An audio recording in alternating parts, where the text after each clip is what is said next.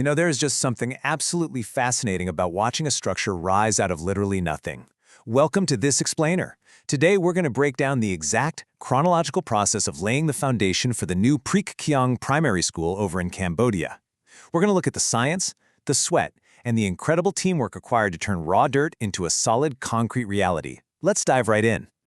Build the school, build the future. That's the official motto driving this entire project, and honestly, it hits the nail right on the head. This isn't just about moving some dirt around and pouring concrete. Every single rebar grid they tie, every cubic yard of concrete they pour, it's a direct, permanent investment into this community's future. But to really appreciate where we're going with this, we first have to look at where it all began. Just look at these kids playing a makeshift game right in the middle of a dusty, uneven dirt yard at the school. They're making do with what they have, right? But this very patch of red earth, this is the catalyst for the entire structural vision. We're about to watch this exact space completely transform. Now, massive structural transformations like this, they don't happen in a vacuum. They require some seriously dedicated partnerships. Huge credit goes to the main sponsor, the Ampang Lions Club, and they're working hand-in-hand with the project partner, the Sao Sari Foundation, who are actually on the ground managing all these moving parts. It really takes a coalition to build a future, for sure. Okay, so before any of the heavy machinery even rolls up, they honor the ground first. Here we see a traditional groundbreaking ceremony. It's such a beautiful thing to see. Traditional offerings carefully laid out over that initial excavation site.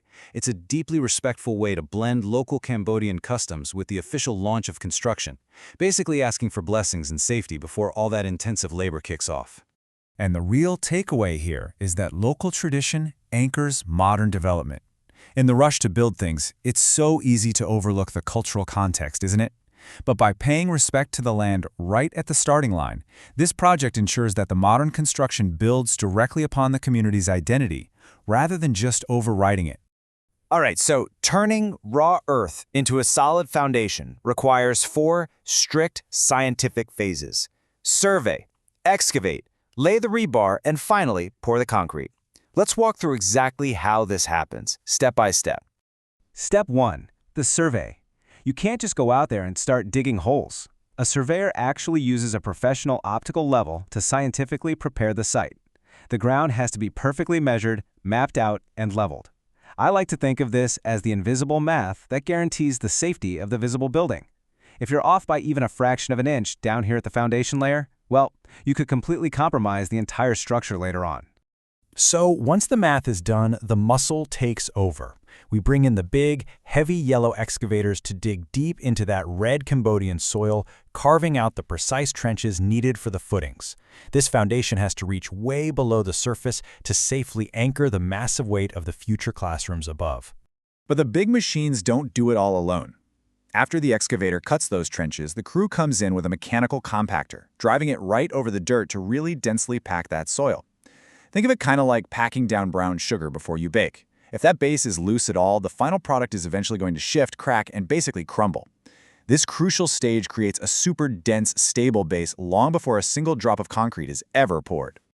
Now this part is absolutely fascinating. Take a look at this incredibly complex skeleton of steel being formed and placed down into the ground.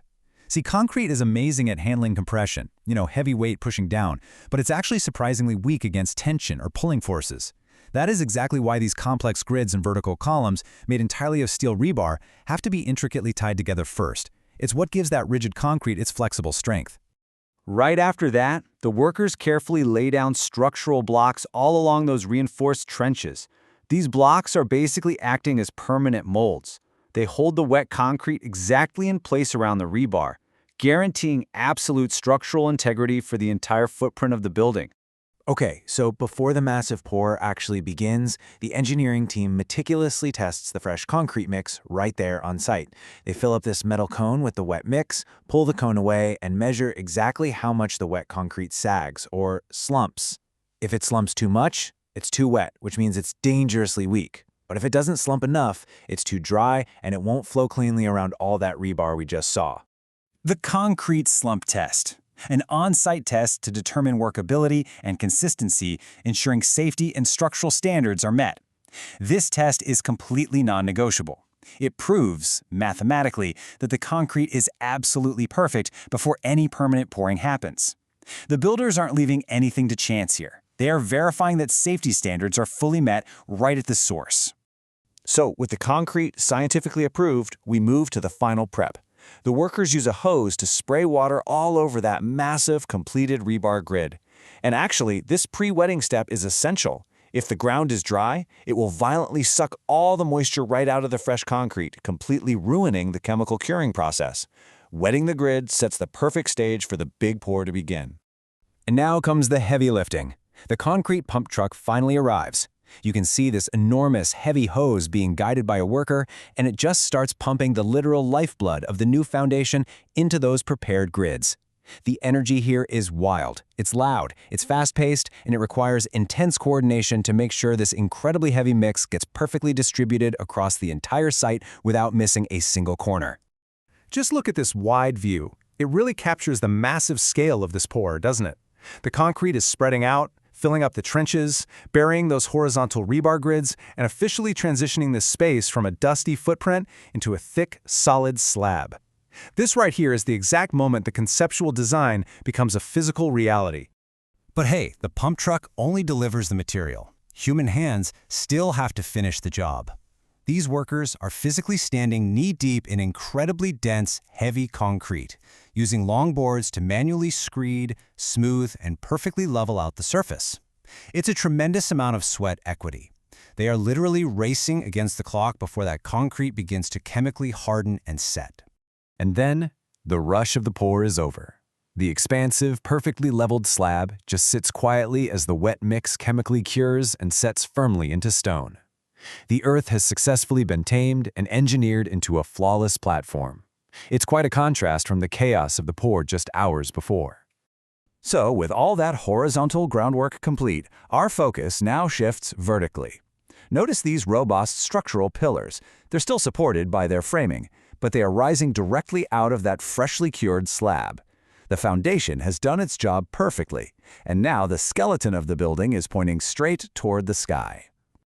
As the sun sets across the site, casting these long, beautiful shadows through the new framework, we can really step back and take in the incredible transformation.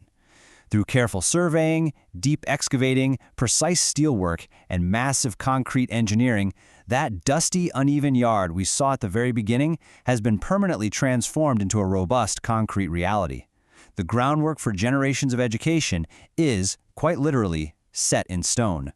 The foundation is set. What will the future hold as these walls rise? You know, the pillars are going up, but a school is so much more than just concrete and steel.